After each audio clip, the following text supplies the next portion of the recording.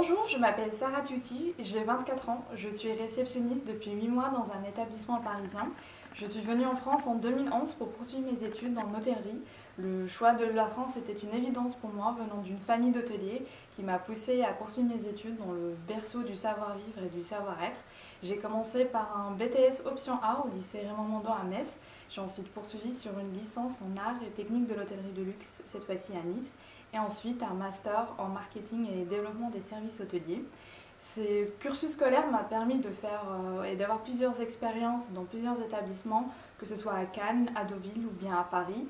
Mais j'ai fini par revenir à mon premier amour qui était la réception, qui est un métier et un poste qui me passionne depuis toute petite. J'ai décidé de me présenter à l'édition 2017 du trophée David Campbell, notamment grâce à des collègues à moi. J'ai effectivement au sein de mon équipe 4 anciens participants qui ont partagé leur expérience avec moi, qui en parlent avec une telle passion qui m'a moi aussi donné envie de pouvoir avoir l'opportunité de faire partie de cette aventure. J'ai également très envie de pouvoir représenter mon établissement, mais également de pouvoir rencontrer et échanger avec mes homologues dans d'autres hôtels et de pouvoir enrichir cette expérience au maximum. Adhérer à l'AICR, pour moi, permet de construire un réseau solide entre les professionnels des métiers de l'hébergement, pouvoir profiter, échanger des expériences, apprendre les uns des autres, mais surtout je trouve que c'est le meilleur moyen de promouvoir les métiers de l'hébergement, de promouvoir les postes de réceptionniste, de chef de réception, de montrer l'étendue et tout l'intérêt de ce métier duquel on ne parle pas assez et pouvoir montrer à quel point cela peut être passionnant pour les membres de l'AICR et pour les membres de leurs équipes ensuite de pouvoir faire partie de cette association. For me, a receptionist is not just a clerk standing behind the front desk. He's the first contact that a guest has when they come into a new place and sometimes in a foreign country. He's this anchor that links them to this new place, so he has to be there for them during their whole stay. He's like this friend that you meet in a foreign country when you're traveling and you just instantly feel that you can depend on them. And for that, I think a receptionist has to have some skills. First, on the technical part, I think a receptionist has to have acute communication skills. For most of the time, we have to deal with people from all over the world with different cultures, so we have to be able to adapt and to use the right words. On the second hand, I think a receptionist should be able to multitask. Sometimes we have to do a check-in, then a check-out, then answer the phone, then answer the demands of the guests. So being able to organize this inside your hand and be able to multitask is a key element. On the third hand, I would say that a receptionist has to be able to handle his stress, but most importantly to hide the stress. We are the first person that the guest sees, so if we show that we are stressed, of course we are a human being, so we will be stressed, but being able to hide it, I think is something that we should all work on. And on the emotional part, I think a receptionist has to have some empathy. They have to relate to their guests, they have to understand what they need, and for that they have to be good listeners. We have to understand every detail, every word that a guest says to understand what they actually really need and to not propose solutions that aren't actually what they are looking for.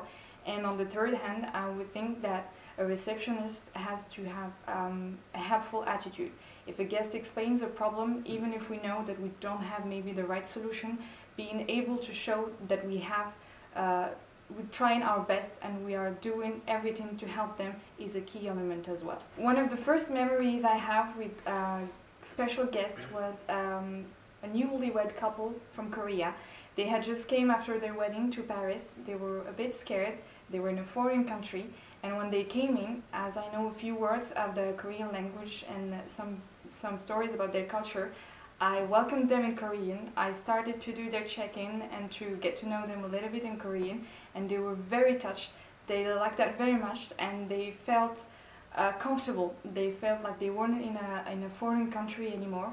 So as they went to their room, I sent them a few things to their room. I sent some macaroons, and then I wrote a small letter, and I just wrote them congratulations in Korean with the basic words that I know.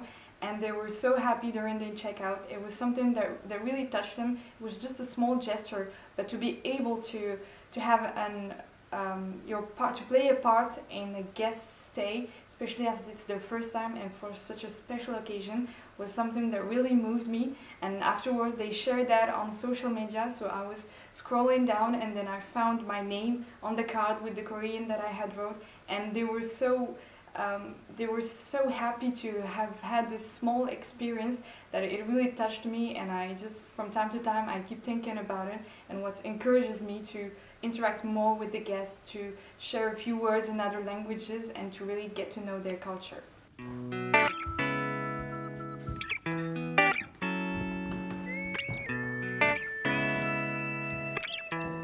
Good evening, Mr. Campbell. What a pleasure to see you. Good evening, how are you? Very good. It's been so long. It's been 6 months since I last saw you. Absolutely, I'm happy to come back. I've been very busy. As I see, with great pleasure. So what brings you here tonight?